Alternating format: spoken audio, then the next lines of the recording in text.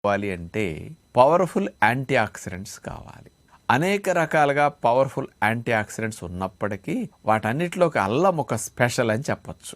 అల్లములో ఉండే జింజరాల్స్ అనే powerful anti oxidant properties కలిగినవి ఏం చేస్తాయి అంటే మన శరీరంలో విడుదలయ్యే ఫ్రీ రాడికల్స్ని ఇతర యాంటీ ఆక్సిడెంట్స్ కంటే కూడా చాలా ఫాస్ట్గా ఫ్రీ రాడికల్స్ని రిమూవ్ చేయటానికి అల్లములో ఉండే జింజరాల్స్ చాలా స్పెషల్గా పనికొస్తున్నాయని గుర్తించడం జరిగింది.